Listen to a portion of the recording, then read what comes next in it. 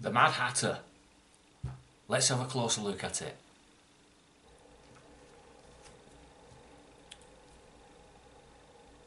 Mad Hatter version 2 by Advkin. This is the stainless steel edition. Authentication. And got a warning on the back of that. Pick it up. So golden and brown writing on the back of that. Start vaping, no smoking. We all take that advice. So let's have a look inside the box and see what we get. You get a little card telling you the dimensions of it. This light's not very good today. You also get a nice little Advkin cloth for cleaning your RDA or your glasses if you want to clean your glasses. And inside the box there you get your RDA itself, a Delrin drip tip and a Delrin adapter, so you can put your own 510 connector on it. So let's take that out, have a look at the Mad Hatter itself. You've got a stainless steel drip tip with your cooling fins on it. It's not removable as pulling it out. You unscrew it. So if you wanted to put the 510 adapter in, you just screw that in. Watch the threads because you are putting plastic into metal. So there's your 510 adapter, and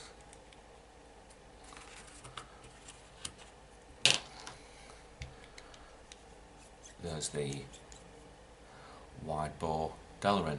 I've been using it like that and it is quite good because this does get massively hot when you're chain vaping on it, and I've not had any heat come through that whatsoever. And you can tell when your lips do actually touch the metal that it's getting mad hot. I've not used it with the the stainless steel drip tip. I don't like the feel of the large tip with the fins. It's not comfortable for me. It looks nice, but I'm not into it. So going further down, we've got the Mad Hatter on the front there. Why is it called the Mad Hatter? Because it opens up. It's a nice little gimmick, but I don't see the point in it, because if you're flipping it to drip into it, why not just drip through the drip tip? It is quite a wide bore drip tip, and I've never actually opened it up to drip into it. I've always just gone straight through there, especially when you're using the Easy Dripper. It just goes onto there, quick shot, job done. If I was to open it up using the Easy Dripper, then it'd be a pain in the bum. So yes, I've just been dripping it straight through there with the wide bore Delrin tip on it. Coming further down, top cap comes off, and as you may figure out, you can do it for single coil or dual coil setup, which is quite nice. The way that you would do that is, where the Mad Hatter is, you've got air holes on either side. There's nothing around the back, and you would line up either one, so that's lined up there, and open up there, so you've got full airflow, or you could turn that around so you've only got one set of holes open. And when you've got it on single or dual, you can adjust it down to one set of holes, two, or the full 3 set. And you can do it where you've got part of a hole open, and you can virtually close it off. So if it's closed off, I suppose if you wanted, do a mouth to lung, but I wouldn't advise it. Coming further down, let's have a look at the deck itself. The deck, you've got what's now becoming quite popular, the Velocity style deck. It is quite a tall one, so it is really easy to build on it. Grub screws in the side, twin O-rings. It is a little stiff, but once you've fitted it on, you shouldn't need to take it off. Going on to fitting the body onto the deck, you'll notice, or you may notice, that on the negative post there's a little bump right at the bottom there. There's none on the positive post, but there is one on the negative post, and that is because there is, just give it a little wipe, inside the ring inside, the ring inside has a little cutout, just see it there, and that's on the ring at the bottom. Where's it gone? Where's it gone? Can't find it now. There we go. Little cutout just there. So when you're building it up, the easy way to find it is where the Mad Hatter is. It's straight below him. Can I pick it up again? Can I pick it up again? There we go. Just about see it there. So where the Mad Hatter is, look for your negative post, line it up there, and it goes in all the way. So that when you're screwing your deck in, when you undo it, it captures the deck for screwing and unscrewing. Down below, going further down, you've got usual information, Mad Hatter version 2, don't vape in bins as Todd tells us, and information across the bottom. 510 connector, it does protrude slightly on that, so if you're going to use it with a hybrid, then check it with your hybrid adapter before you actually go ahead and screw your adapter into your tube. So it's not adjustable, and I'm presuming it's a silver plated or stainless pin on the bottom.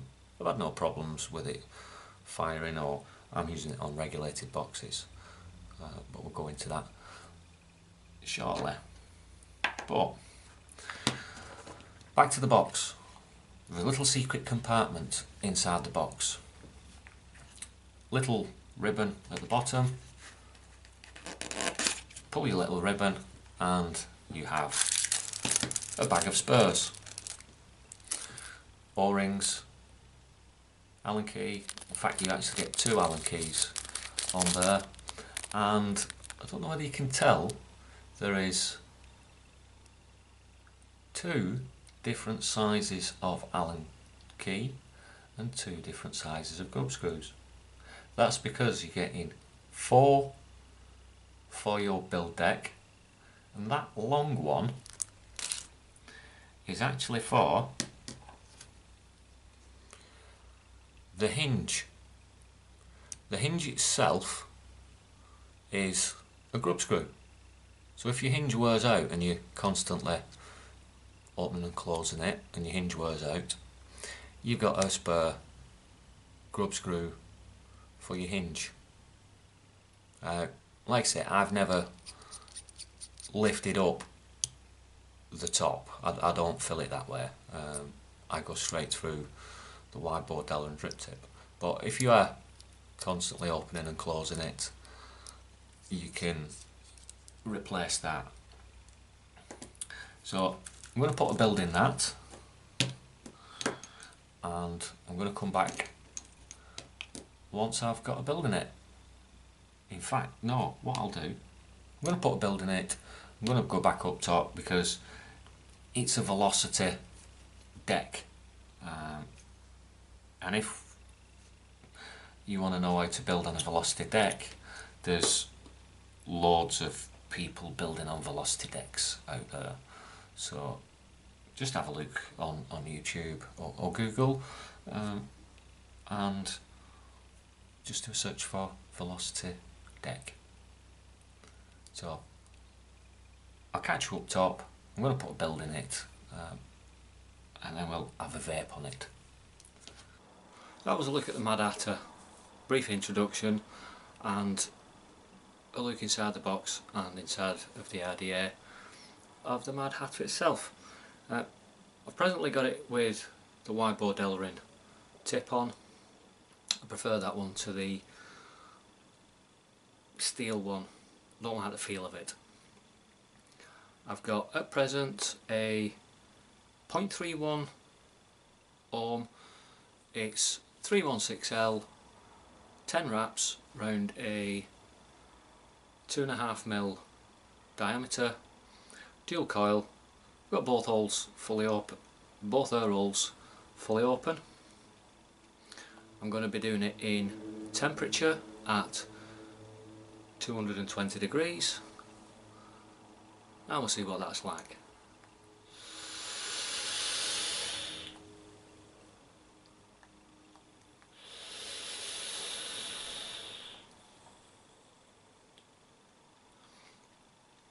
Air hole's pretty airy.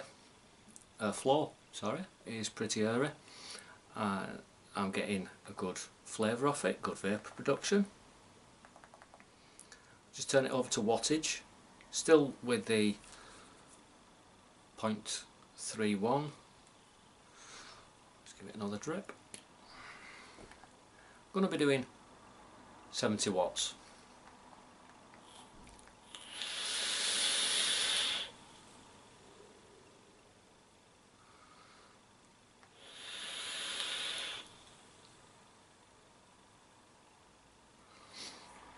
Well, I don't think you can complain at that. I've been using it with the air holes closed down to just one of the set. So it's a third open on both sides, and I tend to use it in temperature, so that way when I'm dripping I don't get a dry hit, because I tend to forget to re-drip.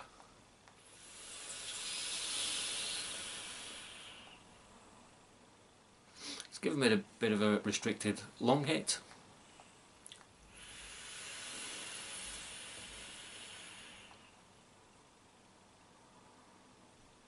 But I'm still getting a lot of vapour. As I said before, it can get quite warm when you're chain vaping, and I tend to use the Delrin wide bore. It is quite a wide bore through the middle, if you can see that. So you are getting a good airflow through that. I use it on a regular basis, along with the Easy Dripper. Got it in the car, one-handed.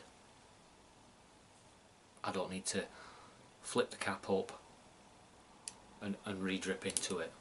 I'm just dripping straight through. It's going onto the coil, onto the wick. What I will say is don't over drip, because it will come out of the sides. The first thing you know about it, you've got wet hands. So just be careful of how much you're dripping into it. That'll be determined by your build inside of it, whether you've got a lot of cotton, a little bit of cotton, all depends on your personal build. Juice wellies, fairly deep in there. So like I said, just watch how much you drip in there. I'm going to put links down to Mad Hatter and Advkin in the description down below. Feel free to like and subscribe to my channel. With that, I'm going to have another vape, and as always, stay safe and look after each other.